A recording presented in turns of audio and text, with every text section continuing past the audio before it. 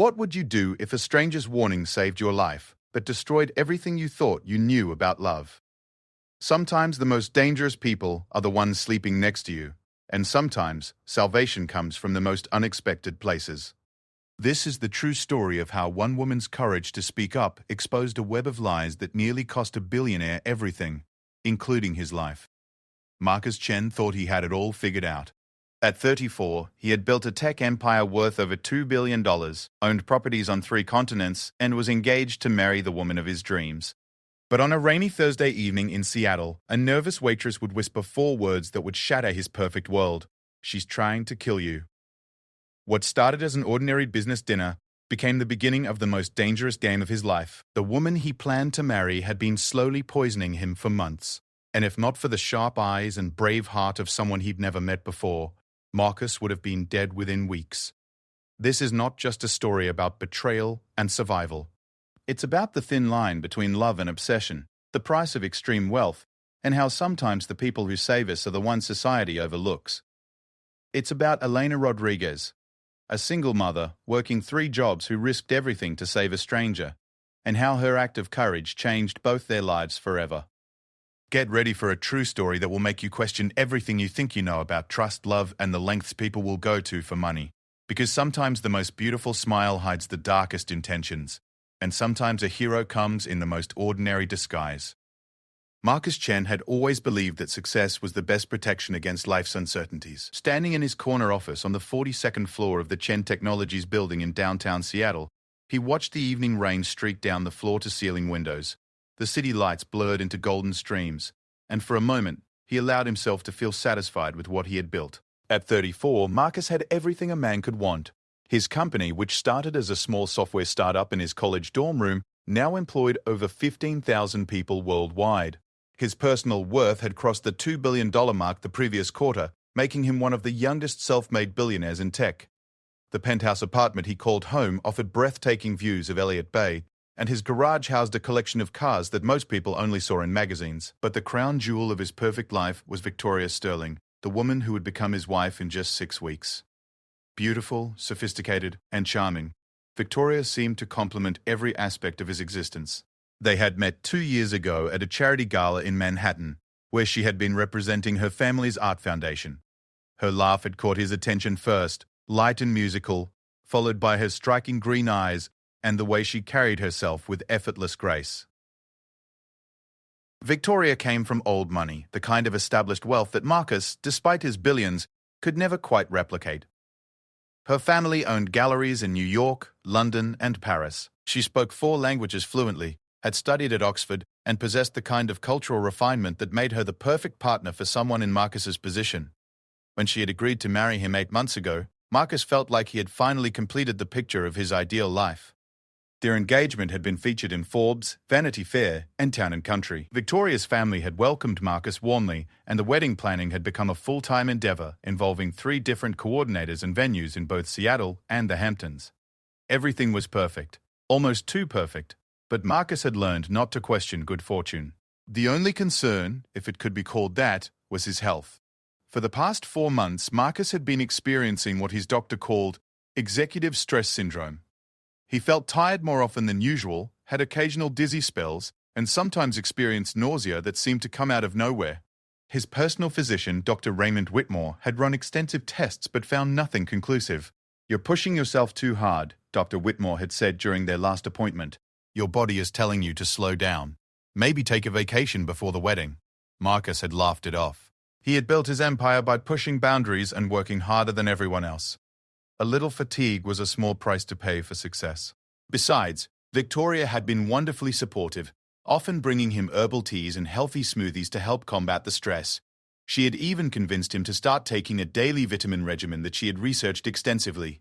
"Your health is the foundation of everything else," she would say, her hand gently touching his cheek.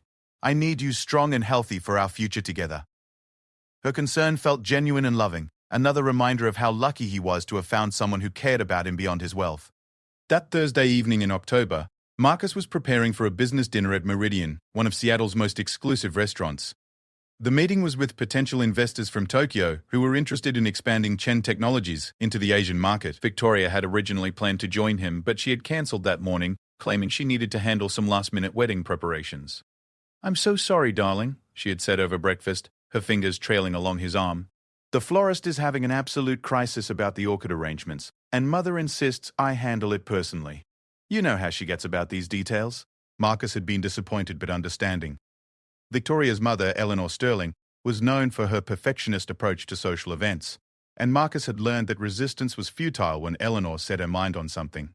"No problem," he had said, kissing Victoria's forehead. "Business dinners are boring anyway. You'd probably fall asleep listening to Yamamoto talk about market penetration strategies."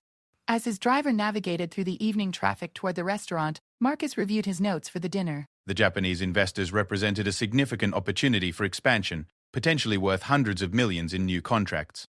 He felt confident about the presentation, despite the slight headache that had been building throughout the day. Meridian occupied the top 2 floors of a historic building in the Pike Place market area. The restaurant was known for its innovative fusion cuisine and its discretion regarding high-profile clientele. Marcus had been dining there regularly for years, and the staff knew him well enough to ensure privacy and excellent service without being intrusive. He arrived 15 minutes early, as was his custom, and was shown to his usual table near the windows overlooking the Sound. The maitre d' Henri greeted him warmly and informed him that his guests had called to say they would arrive shortly. Marcus ordered his usual pre-dinner drink, a glass of aged whiskey, and settled in to wait. The restaurant was moderately busy for a Thursday evening, filled with the kind of clientele that appreciated good food and valued discretion.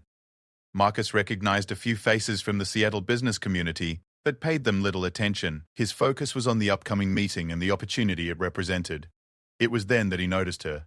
She was a waitress, probably in her late 20s, with dark hair pulled back in a simple ponytail and kind eyes that seemed to take in everything around her.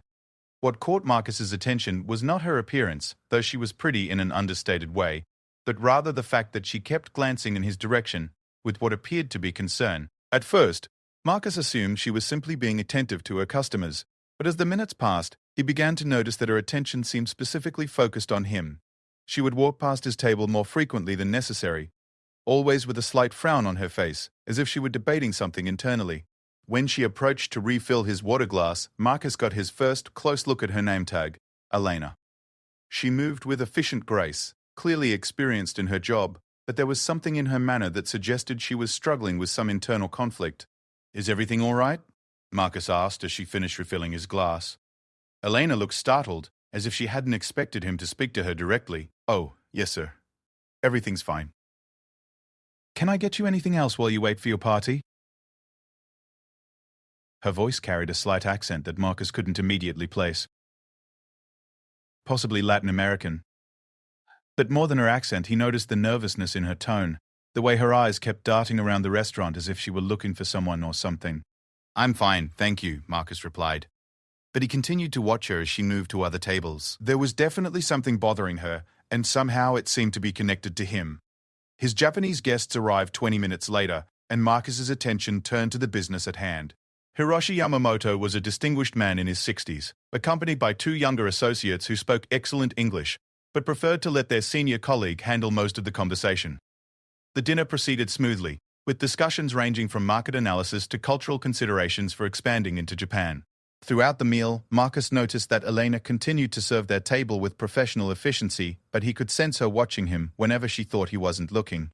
It was subtle, but Marcus had learned to be observant in business, and this woman's behavior was definitely unusual. The dinner was progressing well, and Yamamoto seemed genuinely interested in the partnership proposal. They were midway through the main course when Marcus began to feel unwell. It started as a slight dizziness, the kind he had been experiencing for months, but it seemed to intensify more rapidly than usual.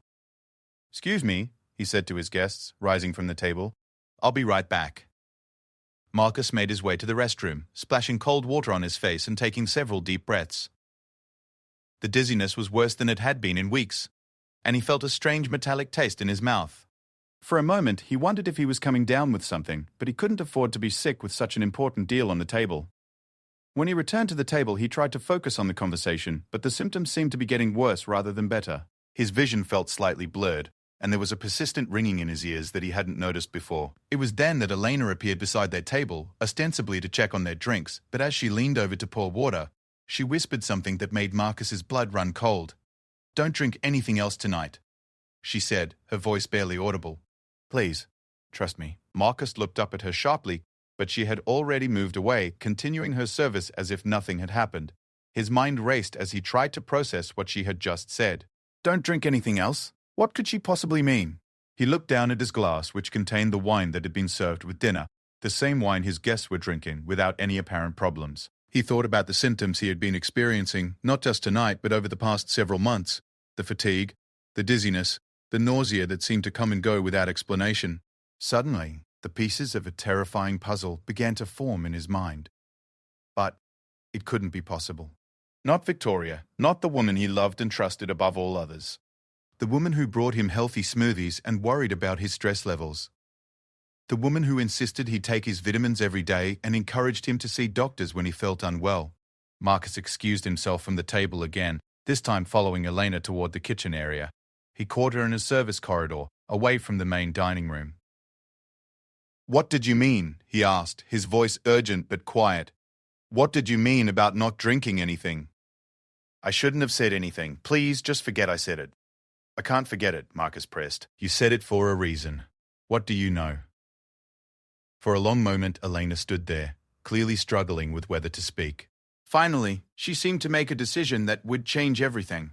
I've been working here for 3 years, she began, her voice shaking. I've served you many times, always with the same woman. Beautiful, blonde, very elegant. My fiancée, Marcus confirmed. I know it's not my place, and maybe I'm wrong, but I've noticed things. She always orders your drinks, always insists on handling anything you consume. And lately, she's been meeting with someone else here. A man. They sit at table 12 in the corner, and they talk very quietly about things that sound... She paused, searching for words. What kind of things? Medical things. Insurance policies. And she always has this small bottle with her, something she's very careful with. Last week, I saw her put something from that bottle into a glass, and then she threw the bottle away in the ladies' room. I thought it was strange, so Elena stopped, looking embarrassed. So you what? I retrieved the bottle from the trash. I know it sounds crazy, but something about the whole situation felt wrong. I looked up the name on the label. Marcus felt his world tilting. What was it? It's a medication, but not the kind you take for health. It's something that can be very dangerous in the wrong doses. Something that could make a person very sick over time if they didn't know they were taking it. The corridor seemed to spin around Marcus as the full implications of what Elena was telling him sank in. His symptoms weren't from stress. They weren't from overwork. They were from poison, administered slowly and carefully by the woman he loved and trusted most in the world. Where's the bottle now? He managed to ask. I have it at home. I kept thinking I should throw it away, that it was none of my business, but something told me to keep it. Just in case. Marcus leaned against the wall, his mind reeling. Why are you telling me this? You don't even know me. Elena's expression softened with compassion.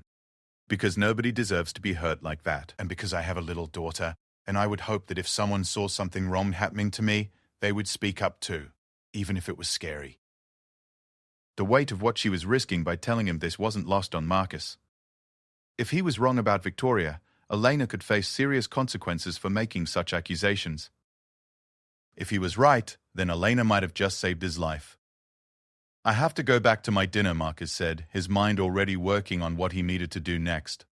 But I need to talk to you more. When do you get off work? We close at 11. Elena replied. Meet me at the Coffee Bean on 1st Avenue at 11:30, please. This is important.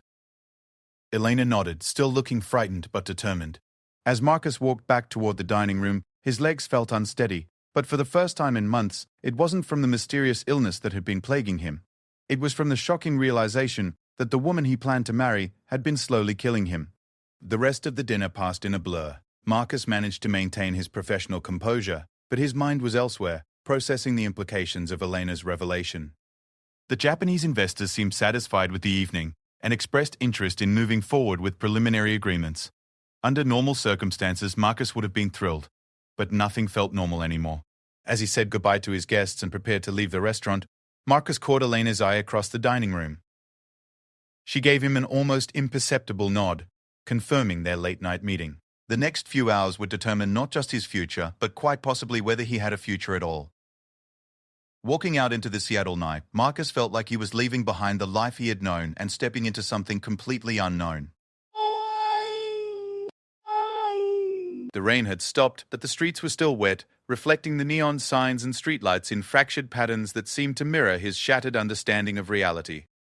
His phone buzzed with a text from Victoria. "How did the dinner go, darling? I hope you're not staying out too late. You need your rest. Can't wait to see you tomorrow. Love you." For the first time in their relationship, those loving words filled Marcus not with warmth, but with a chill that went straight to his bones. Everything he had believed about his life, his love, and his future was about to change forever. The Coffee Bean on First Avenue was nearly empty when Marcus arrived at 11:25. He had spent the past hour and a half driving aimlessly through Seattle's quiet streets. His mind racing with questions and implications he wasn't sure he was ready to face. Every few minutes he found himself hoping that Elena wouldn't show up, that this whole nightmare would somehow disappear if he just ignored it long enough. But at 11:32, Elena Rodriguez walked through the coffee shop's front door, looking as nervous as Marcus felt. She had changed out of her work uniform into jeans and a simple sweater, her dark hair now loose around her shoulders. In the harsh fluorescent lighting of the nearly empty cafe, Marcus could see that she looked exhausted, as if the weight of what she knew had been keeping her awake for weeks. "Thank you for coming," Marcus said as she approached his table in the corner, far from the few other late-night customers. Elena sat down across from him, her hands clasped tightly in her lap. "I almost didn't," she admitted. "Part of me kept thinking that maybe I'm wrong. Maybe I'm seeing things that aren't there. But then I remembered how sick you looked tonight, worse than I've seen you before, and I knew I couldn't stay quiet." Marcus studied her face, looking for any sign that this might be some elaborate scheme or misunderstanding. But all he saw was genuine concern and fear, the expression of someone who had witnessed something terrible and felt compelled to act despite the personal risk. "Tell me everything," he said quietly, "from the beginning." Took a deep breath, as if steeling herself for what was to come. "I started working at Meridian 3 years ago. I needed the job badly. I'm a single mother and my daughter Sophia was only 4 then. The restaurant pays well, and the hours let me be home with her during the day while she's at school." She paused to sip from the coffee Marcus had bought for her, her hands slightly shaking as she lifted the cup. "You and your fiancé started coming in regularly about 18 months ago. Always the same table when possible. Always very polite, generous tippers. Victoria, right? She seemed lovely, very charming with all the staff. You both seemed like a perfect couple." Marcus nodded, remembering those early dinners when everything had felt so right between him and Victoria. They had discovered Meridian together during one of their first dates in Seattle, and it had become their special place. "About 4 months ago, things started to change," Elena continued. "I noticed that Victoria would always insist on ordering your drinks, even when you were clearly about to order for yourself. She would say things like, 'Oh, Marcus loves the wine selection here. Let me choose something special for him.' Or, 'He's been so stressed. I think he needs something relaxing.' It seemed sweet at first, like she was taking care of you." The words hit Marcus like physical blows. He remembered those moments, had even found Victoria's attentiveness endearing. She always seemed to know exactly what he needed, whether it was a specific wine to complement the meal or a particular cocktail to help him unwind after a difficult day. "Then I started noticing that she would excuse herself right after your drinks arrived," Elena went on. "Always to powder her nose or take a phone call. She would leave you alone with your drink for a few minutes, and when she came back, she would watch you very carefully as you drank it." Marcus's stomach churned as he began to see his recent past through Elena's eyes. How many times had Victoria stepped away right after their drinks arrived? How many times had she watched him with those beautiful green eyes as he took his first sip, claiming she loved to see him relax and enjoy himself? "But what really made me suspicious was when I started seeing her here with someone else," Elena said, her voice dropping even lower. "About 2 months ago, she began meeting with a man. Tall, thin, maybe 50 years old, well-dressed but not flashy. They would sit at table 12, the corner booth that's partially hidden from the main dining room." "What did this man look like exactly?" "Graying hair, very neat appearance, expensive glasses. He carried himself like a professional, maybe a doctor or lawyer. They would talk very quietly, but I have good hearing, and sometimes I could catch pieces of their conversation when I was serving nearby tables." Elena reached into her purse and pulled out a small notebook. "I started writing things down because it seemed so strange. Here, let me read you some of what I heard." She opened the notebook to pages covered in her careful handwriting. October 3rd. "The timeline needs to be extended.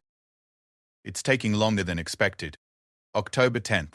The symptoms are progressing, but we need to be more careful about the dosage. October 15th. Have you handled the insurance matter we discussed? October 20th. He's getting suspicious about his health. We may need to accelerate the timeline. Marcus felt the blood drain from his face. The dates corresponded exactly with when his symptoms had begun worsening, when the fatigue and dizziness had become more frequent and severe.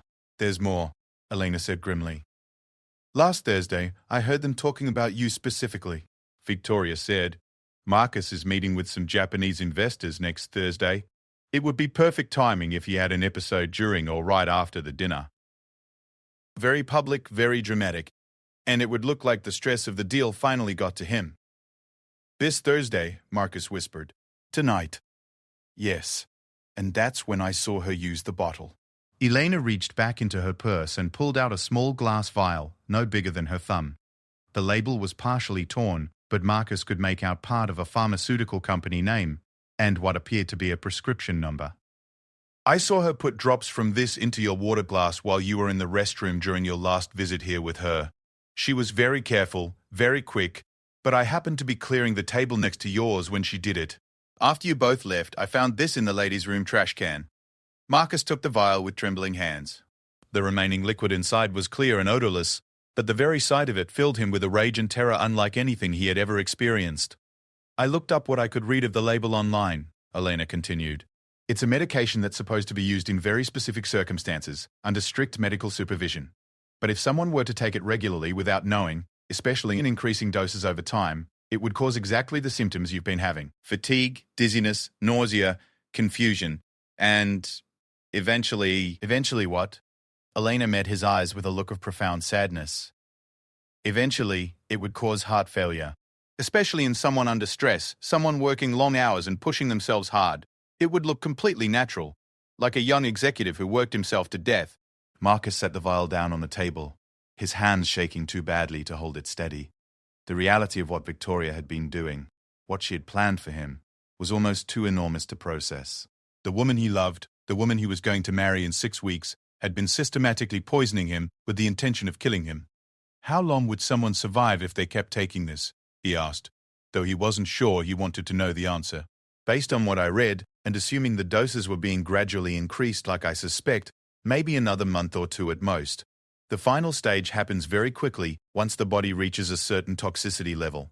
Marcus thought about the life insurance policies he had updated after his engagement, the will he had revised to include Victoria as his primary beneficiary. He thought about the prenuptial agreement his lawyers had advised him to pursue, and how Victoria had been so understanding about not wanting one, saying that love shouldn't be complicated by legal documents. There's something else, Elena said hesitantly. I don't know if this is connected, but I did some research on Victoria Sterling after I started getting suspicious. I found some things that might be relevant. What kind of things? She was married before, about 5 years ago, to a man named Richard Blackwood in New York. He died very suddenly of heart failure at the age of 38. He was wealthy, not as wealthy as you, but substantial. Victoria inherited everything. Marcus felt like he was falling through space. Heart failure? Yes, and before that, she was engaged to another wealthy man, someone named David Morrison in London. That engagement was called off suddenly when Morrison became ill with what doctors called a mysterious condition that caused severe fatigue and dizziness. He recovered fully after the engagement ended. The pattern was undeniable. Victoria wasn't just trying to kill him. She was a serial killer who had done this before and had probably planned to keep doing it until she accumulated enough wealth to disappear forever. Why are you telling me all of this? Marcus asked, though he thought he knew the answer. You could lose your job, face legal trouble if you're wrong. Elena looked down at her hands. My daughter Sophia is 7 years old. Her father left when she was 2, and it's just been the 2 of us ever since. I work 3 jobs to make ends meet. The restaurant, cleaning offices at night, and weekend catering when I can get it. I know what it's like to struggle, to feel like the world doesn't care about people like me. She looked back up at Marcus. But watching you these past few months, seeing you get sicker and weaker, and knowing that someone was doing it to you deliberately, I couldn't live with myself if I stayed quiet and let it happen. Rich or poor, nobody deserves to die like that. Marcus was overwhelmed by the courage of this woman who owed him nothing but had risked everything to save his life. What can I do to repay you for this? Help me make sure she doesn't hurt anyone else, Elena said firmly. And help me make sure this evidence gets to the right people so that justice is done. Marcus nodded, his mind already working on the steps they would need to take. But first, there was something else he needed to know. The man she's been meeting with, do you have any idea who he is? Elena nodded grimly. I managed to overhear his name during one of their conversations. Dr. Martin Kellerman. I looked him up too. He's a doctor, but he lost his medical license 2 years ago for prescribing controlled substances inappropriately. He's been in financial trouble ever since. The final piece of the puzzle fell into place. Victoria had found a disgraced doctor willing to provide her with the means to slowly kill her wealthy fiancé, probably in exchange for a substantial payment from Marcus's estate. We need to go to the police, Marcus said. With what? A bottle I took from the trash and some conversations I overheard? They'll think I'm crazy, or worse, that I'm trying to extort money from you.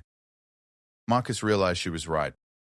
They needed more evidence, something concrete that would convince law enforcement that Victoria was a murderer and Dr. Kellerman was her accomplice. Then we need to catch them in the act, he said. We need proof that even the police can't ignore. That sounds very dangerous. It is dangerous, Marcus agreed. But if we don't stop them, Victoria will kill me, collect my money, and then disappear to find her next victim. And you'll always wonder if you could have done more to prevent it.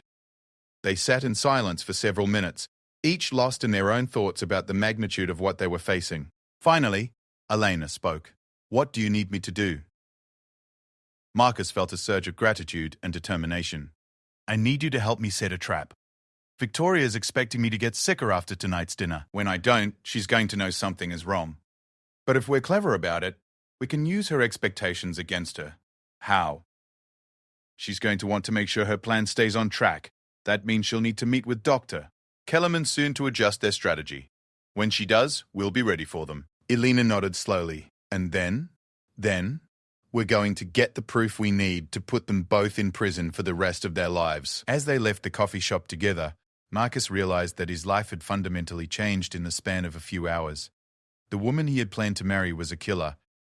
His perfect life had been built on a foundation of lies, and his survival now depended on the courage of a woman he had barely known existed that morning. But there was something else too, something unexpected. For the first time in months, despite everything he had learned, Marcus felt truly alive. The fog of sickness and confusion that had been clouding his mind was beginning to lift, and with it came a clarity and determination he hadn't felt in a long time. Victoria had made one crucial mistake. She had underestimated the power of human decency, the willingness of a good person to risk everything to do what was right. And that mistake was going to cost her everything. The game was about to begin, and Marcus Chen was no longer playing the role of the victim. Marcus barely slept that night. He lay in his penthouse bedroom, staring at the ceiling and listening to every sound from the apartment, hyper-aware that Victoria would be returning from her mother's house in the Hamptons the following evening. The woman who had shared his bed for 2 years, who knew his routines and habits better than anyone, was planning to kill him. The thought made his skin crawl, but it also filled him with a cold determination to see justice done. By 5 a.m, he had developed a plan. It was risky, requiring precise timing and no small amount of acting skill, but it was their best chance to gather the evidence they needed. The first step was to make sure Victoria believed her poison was still working. Marcus called his assistant, Jennifer, at 7 o'clock and told her he was feeling unwell and would be working from home for the next few days. It wasn't entirely a lie. The knowledge of what Victoria had been doing to him had left him feeling physically sick, even as his actual symptoms began to improve now that he was no longer consuming the poison. At 9 o'clock, he called Dr. Whitmore's office and scheduled an emergency appointment for that afternoon. He needed medical documentation of his condition, both for the police case they were building and to establish a timeline that would support their version of events. The hardest part was calling Victoria. She answered on the second ring, her voice warm and concerned.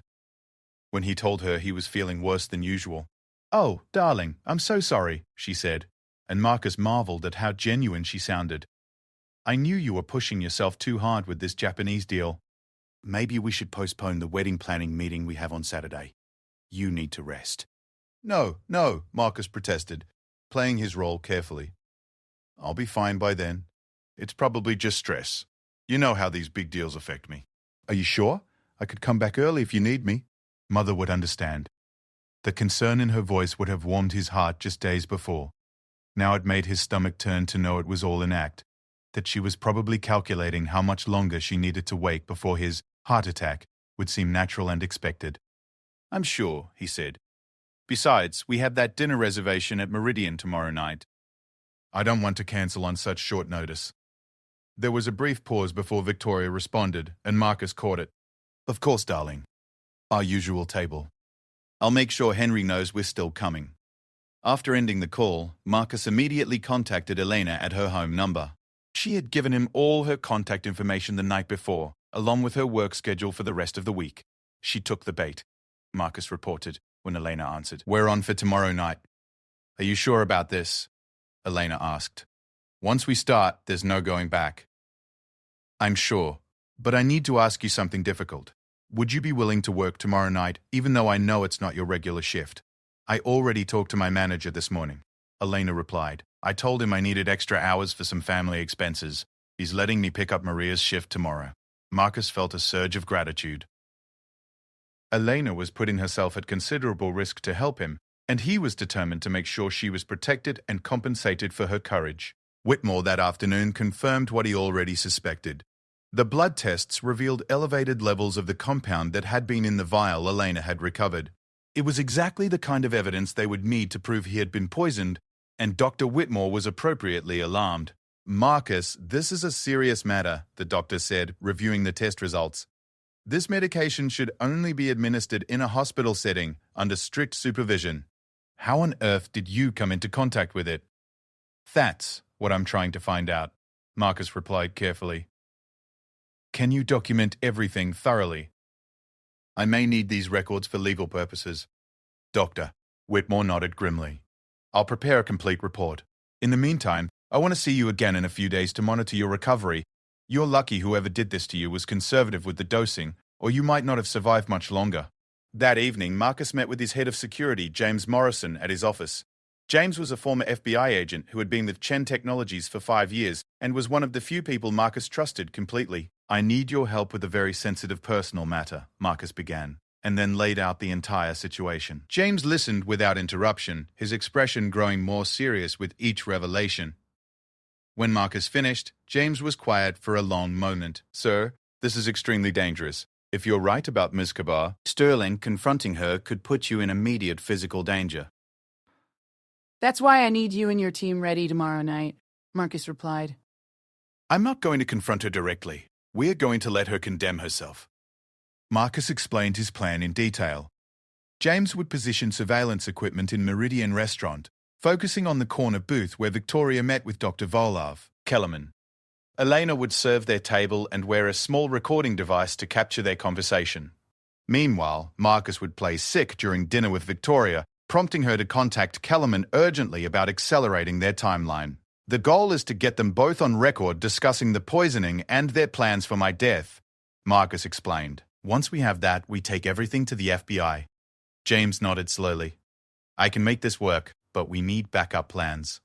"What if Victoria suspects something? What if they don't meet at the restaurant?" "Then we keep trying until we catch them. But I don't think we'll have to wait long. Victoria is expecting me to collapse soon, and when I don't, she's going to panic." The next evening, Marcus prepared for what he knew would be the performance of his life. He dressed carefully, choosing a suit that was slightly too large for his frame to emphasize the weight loss that had accompanied his months of illness. He practiced looking pale and weak in the mirror, drawing on memories of how he had actually felt during the worst days of his poisoning. Victoria returned from New York that afternoon looking radiant and excited. She greeted him with a passionate kiss and immediately began fussing over his appearance. "You look terrible, darling," she said, running her hands along his face with apparent concern. "Are you sure you're up for dinner tonight? We could always stay in and order something." "No, I'm looking forward to it," Marcus replied, forcing himself to lean into her touch despite the revulsion he felt. "Besides, I feel a little better when I'm out and about. Maybe the fresh air will help." Victoria's smile was brilliant. "Of course it will, and I have something special planned to help you feel even better." The drive to Meridian was torture. Victoria kept touching his hand, stroking his hair, and making concerned comments about his health, all while Marcus knew she was mentally calculating how close she was to achieving her goal. He had to remind himself constantly that this was all an act. that the woman beside him was not the loving fiancée she appeared to be, but a cold-blooded killer. At the restaurant, Henry greeted them warmly and showed them to their usual table. Marcus caught Elena's eye as they were seated and saw her give an almost imperceptible nod. The trap was set. "You know what sounds good tonight?" Victoria said as she perused the wine list. "That special vintage Henri recommended last month. The one that helped you relax so much." Marcus's blood ran cold, but he managed to smile. "That does sound good. You always know exactly what I need." While Victoria ordered their wine, Marcus excused himself to go to the restroom. As planned, this gave him a chance to check in with James, who was positioned at a table across the restaurant with what appeared to be business associates but were actually members of his security team.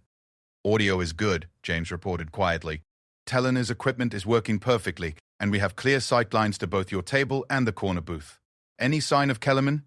Not yet, but it's still early." Marcus returned to the table to find their wine had already arrived. Victoria was holding her glass, waiting for him to join her in a toast.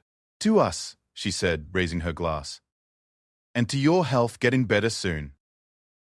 As Marcus lifted his own glass, he saw Elena approaching their table with what appeared to be a routine check on their service. She caught his eye and gave the slightest shake of her head. The wine was clean. The dinner progressed normally for the first hour. Victoria was charming and attentive, discussing their wedding plans and asking about his business meetings. To any outside observer, she appeared to be the perfect concerned fiancée, worried about her partner's health and eager to take care of him. It was during the main course that Marcus began his performance. He started by pushing his food around his plate without eating much, a behavior Victoria would associate with his previous bouts of illness. "Not hungry, darling?" she asked with concern. "Just feeling a bit off again," Marcus replied, rubbing his temple. "Same as last night." Victoria's eyes sharpened with interest, though her expression remained sympathetic. "Maybe you should see Dr. Whitmore again. This has been going on for so long." "Actually, I did see him yesterday," Marcus said, watching Victoria's reaction carefully. "He ran some more tests, said my symptoms are getting worse and that we need to monitor the situation closely." For just a moment, Marcus saw something flash across Victoria's face. Not concern, but satisfaction. It was gone almost instantly, replaced by her mask of loving worry. "What kind of tests?" she asked. "Blood work, mostly. He's concerned about my heart rhythm. Says if things don't improve soon, we might need to look at more aggressive treatment options." Victoria reached across the table and took his hand. "Whatever it takes to get you better, darling. I can't bear to see you suffering like this." Marcus squeezed her hand, playing the role of the grateful patient. "I don't know what I'd do without you taking care of me." It was then that Marcus noticed a familiar figure enter the restaurant. Dr. Colwell. Martin Kellerman walked in alone and was shown to a table in the corner section. He didn't look in their direction, but Marcus saw Victoria's eyes track his movement across the restaurant. "Excuse me, darling," Victoria said, standing up. "I need to make a quick phone call." Wedding vendor crisis. You know how it is. Marcus watched as Victoria walked toward the restrooms, but instead of going inside, she continued past them toward the corner where Kellerman was seated. James and his team would be recording everything, but Marcus couldn't hear what was being said from his position. Elena appeared beside his table. "How are you feeling this evening, Mr. Chen?" she asked loudly enough for nearby tables to hear. "Not great, actually," Marcus replied, matching her volume. "I think I might need to cut the evening short. Should I ask Henry to call you a cab?" Elena asked, genuine concern mixing with her performance. "Let me wait for my fiancée to return," Marcus said. "She'll want to make sure I get home safely." Elena nodded and moved away, but not before dropping a small piece of paper beside his water glass. When Marcus unfolded it, he read, "They're talking about meeting after you leave. Corner booth in 30 minutes. Victoria returned to the table a few minutes later, her expression troubled. "I'm so sorry, darling, but we might need to cut dinner short. There's a crisis with the flowers that absolutely can't wait until tomorrow." Marcus made a show of looking disappointed but understanding. "Of course. We should go handle it." As they prepared to leave, Marcus made sure to appear unsteady on his feet, leaning on Victoria for support as they walked toward the exit. To any observer, he looked like a man whose health was declining rapidly. "I'll get the car," Victoria said as they reached the street. "You wait here in the warmth." As soon as Victoria stepped away to signal their driver, Marcus quickly texted James, "We're leaving now. Victoria will be back in 30 minutes. Make sure you get everything." The drive home was quiet, with Victoria occasionally reaching over to check on Marcus and express concern about his condition. Her performance was flawless, but Marcus could sense an underlying tension, a carefully controlled excitement that she couldn't quite hide. Back at the penthouse, Victoria helped Marcus to the bedroom and insisted on bringing him herbal tea to help him sleep. Marcus accepted the tea gratefully, making sure to drink several sips while Victoria watched, but managing to dispose of most of it when she left the room. "Try to get some rest," Victoria said, kissing his forehead. "I'm going to handle this flower situation and then come straight back. I should be home by midnight." Marcus nodded weakly. "Thank you for taking care of everything. I don't know what I'd do without you." After Victoria left, Marcus immediately called James. "Status report?" "We got it all," James replied, his voice grim with satisfaction. "Audio and video of Victoria and Kellerman discussing the timeline for your death, the insurance payouts, and their plans for disposing of evidence. They also talked about accelerating the dosage because your recovery is taking too long for their schedule." Marcus felt a cold satisfaction. After months of being slowly poisoned by the woman he loved, justice was finally within reach. "There's more," James continued. "Kellerman mentioned that Victoria has done this twice before, exactly as Elena suspected. They discussed how to make sure this time looks different enough from the previous deaths to avoid pattern recognition." "When do we make the arrest?" "FBI is coordinating with local police. They want to take Victoria when she returns tonight, and they're picking up Kellerman at his apartment right now." Marcus looked around the bedroom he had shared with Victoria, seeing it now with completely different eyes. Every small kindness, every gesture of care, had been part of an elaborate plan to kill him slowly and claim his fortune.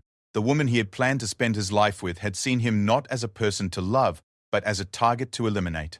But there was something else too, something that surprised him with its intensity. Gratitude.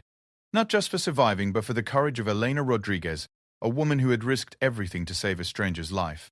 In a world where so much seemed dark and calculating, her simple act of decency had restored something in Marcus that he hadn't even realized was broken. The game was almost over, and for the first time in months, Marcus Chen felt truly safe in his own home. The waiting was the hardest part. Marcus sat in his living room at 11:45, watching the elevator indicator and listening for the sound of Victoria's key in the door. FBI agents were positioned throughout the building, invisible but ready. James Morrison sat across from him, wearing a bulletproof vest under his jacket and speaking quietly into a communication device. "Target approaching the building," came the voice through James's earpiece. "Black sedan, license plate matches." Marcus's heart hammered in his chest. Despite everything he knew about Victoria, despite the evidence they had gathered in the recordings of her plotting his murder, part of him still couldn't quite believe this moment had arrived. The woman he had planned to marry, who had shared his bed and his dreams for the future, would be arrested for attempted murder in a matter of minutes. "All units maintain positions." The FBI coordinator's voice crackled through the communication system. "We take her clean, no drama, no chance for her to destroy evidence." At 11:58, Marcus heard Victoria's key in the lock. The sound that had once meant comfort and companionship now made his skin crawl. She entered quietly, probably assuming he was asleep, and Marcus heard her moving around in the foyer, setting down her purse and keys. "Marcus," she called softly. "I'm home, darling. How are you feeling?" "In here," Marcus replied, his voice carefully modulated to sound weak and tired. Victoria appeared in the living room doorway, beautiful as always in her designer coat and perfectly styled hair. When she saw James sitting there, her expression shifted to mild surprise and concern. "Oh, hello, James. I didn't expect to see you here so late. Is everything all right?" "Everything's fine, Ms. All. Sterling," James replied, his voice professional and neutral. "Mr. Chen asked me to wait with him. He wasn't feeling well after dinner." Victoria's eyes shifted to Marcus, and her expression became one of loving concern. "Oh, darling, you do look pale. Did your condition worsen after I left?" The performance was flawless. If Marcus hadn't known the truth, he would have been completely convinced by her genuine-seeming worry. But knowing what she had really been doing to him, watching her pretend to care about the very symptoms she had been causing, filled him with a rage that took all his self-control to contain. "I had some chest pains," Marcus said, playing his role. "James thought it would be best if someone stayed with me tonight." Victoria immediately moved toward him, reaching out to feel his forehead for fever. "We should call Dr. Whitmore. If you're having chest pains, that could be serious."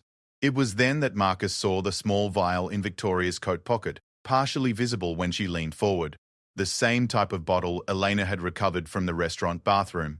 Victoria had brought more poison with her, probably planning to administer a final lethal dose while he slept. Actually, Victoria, Marcus said, standing up slowly. There's something I need to tell you. Something in his tone must have alerted her, because she stepped back, her expression becoming more cautious. What is it, darling? I know what you've been doing to me. For a moment, Victoria's mask remained perfect. She looked confused, concerned, exactly like an innocent woman who didn't understand what her fiancé was talking about. But Marcus saw something flicker behind her eyes, a quick calculation, before the performance resumed. I don't understand. What do you mean? I know about the poison, Marcus said quietly. I know about Dr. Kellerman. I know about your previous husband and your former fiancé. I know everything. The change in Victoria was instantaneous and terrifying. The loving, concerned fiancé vanished completely, replaced by something cold and predatory. Her posture straightened, her expression hardened, and her eyes became flat and calculating. You don't know anything, she said, but her voice was different now, stripped of its usual warmth and charm. I know that you've been slowly killing me for months, Marcus continued, surprised by how calm he sounded. I know that you've done this before, and that you plan to do it again after my funeral. Victoria's hand moved toward her coat pocket, toward the vial Marcus had glimpsed there, but before she could reach it, James was on his feet. I wouldn't do that if I were you, he said quietly. It was then that Victoria noticed the communication device in James's ear, the subtle tension in his posture that suggested he was armed and ready. Her eyes darted around the room, looking for exits, calculating odds. How long have you known? She asked Marcus, abandoning all pretense now. Does it matter? Victoria laughed, a sound completely different from the musical laughter that had first attracted Marcus to her. This laugh was bitter and contemptuous. You have no idea what you've done, she said. Do you think you're the first rich, arrogant man who thought he could have everything he wanted? You're not special, Marcus. You're just another Mark who fell for a pretty face and a sad story. What sad story? Marcus found himself asking, despite everything. Poor little rich girl whose family lost everything in the financial crisis, Victoria said mockingly. Forced to marry for money to save the family foundation. It's amazing how easily men believe what they want to hear. Marcus felt the last vestiges of his love for her crumble away. Even her backstory, the foundation of their relationship, had been a lie designed to make him feel protective and generous. Richard Blackwood believed it too, Victoria continued, her voice growing colder. And David Morrison. They both thought they were rescuing me, giving me the life I deserved. They never suspected that I was planning their deaths from our very first dates. Why? Marcus asked. You could have had anything you wanted. I would have given you everything. Victoria's smile was sharp and cruel. Because taking it is so much more satisfying than being given it. Because watching powerful men become weak and helpless is the most intoxicating feeling in the world. Because money you inherit is worth so much more than money you have to ask for. James spoke into his communication device. We're ready for you. You're making a mistake, Victoria said to Marcus, her voice taking on a wheedling tone. You can't prove anything. It's all circumstantial evidence and the word of a desperate waitress looking for a payoff. Actually, we can prove everything, Marcus replied. We have recordings of you and Dr. Kellerman planning my death. We have the poison you've been using. We have medical evidence of what you've done to me. Victoria's face went pale. Recordings? That's impossible. Martin and I never. We were always careful. Careful, but not careful enough, Marcus said. Elena Rodriguez heard everything, and we made sure your last conversation was recorded. At the mention of Elena's name, Victoria's expression shifted to pure rage. That little bitch. I knew she was watching us too closely. I should have had her fired weeks ago. She saved my life, Marcus said. She risked everything to warn a stranger about what you were doing. She destroyed everything! Victoria snarled. Do you have any idea how long I've been planning this? How perfectly everything was arranged? 1 more week, Marcus. 1 more week and you would have died quietly in your sleep, and no one would have questioned anything. The elevator chimed and Marcus heard the sound of multiple footsteps in the hallway. The FBI had arrived. Victoria Sterling, Agent Sarah Martinez's voice was calm and authoritative as she entered the living room with 3 other agents. You're under arrest for the attempted murder of Marcus Chen and conspiracy to commit murder. Victoria looked around the room at the agents, at James, and finally at Marcus. For a moment, her mask slipped back into place, and she was once again the beautiful, vulnerable woman he had fallen in love with.